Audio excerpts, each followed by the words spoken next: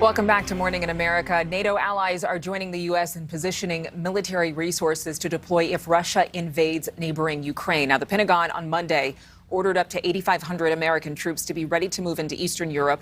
NATO allies are also on the move. The alliance says Denmark and Spain have both pledged naval assistance and possible fighter jets to the region. And France has also expressed its willingness to ship out troops under NATO command. Julia Manchester from The Hill has been following all of this very closely. Julia, good morning. I think the first question that a lot of people might be wondering is President Biden yesterday had a call with European allies promoting Western unity here. Is there a sense that everyone's on the same page? And what's the big takeaway from this call?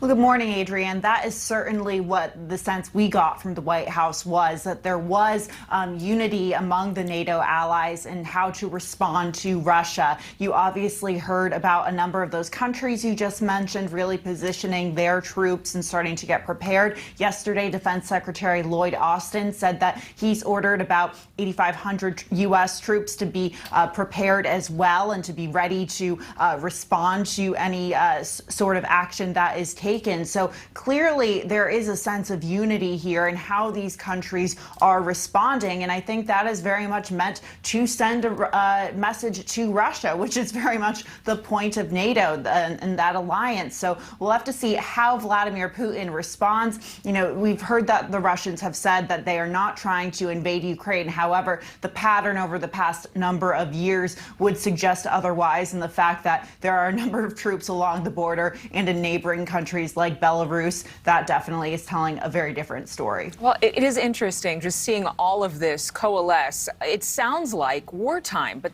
this is all preemptive. Denmark preparing fighter jets to send to Lithuania, Spain also deploying some fighter jets to Bulgaria. How quickly are all of these forces action ready? How quickly could they actually assemble to engage? You know, I think this absolutely does sound like wartime. However, it's not a hot war, it's a Cold War. And this is what we saw, obviously, throughout the Cold War era in the 20th century, lots of posturing and such. And I think with all of these nations, including the United States, starting to prepare their troops and make these moves, that's essentially trying to send a message to Russia that we aren't, the West is essentially not messing around at this moment. You know, I would assume that these countries are very much prepared to make a move. We know that Russia has made military moves in its former Soviet states, Soviet territories over the past, decade or 2 decades or so. Let's talk about Georgia, Crimea. So this is something that I think the West is taking very seriously. But right now, this preparation, I think, is initially meant to send a message to Russia, essentially to say, look, if you move, NATO, all of NATO's allies, are going to protect Ukraine.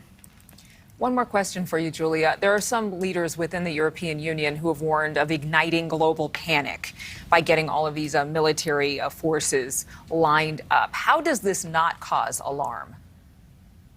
You know, it's hard to see how it doesn't cause alarm, especially when you see the State Department recommending that some diplomats in Ukraine, as well as their families, potentially leave or seek a safer place to live in the meantime. And also, as well as this military posturing, it does raise a lot of eyebrows. However, I will say this, speaking from the U.S. perspective, I don't think politically or geopolitically President Biden wants to get involved in a long-term conflict with Russia or a long-term cold or hot war along the eastern, what used to be the Eastern Front of the Soviet Union. I think President Biden, obviously last year when he pulled U.S. troops out of Afghanistan, that was sending a message that he wanted to essentially end the U.S.'s long-term wars. And I think it would be very unpopular if he and a number of Western nations were to get involved once again. And I think some of those European leaders that you were mentioning, Adrienne,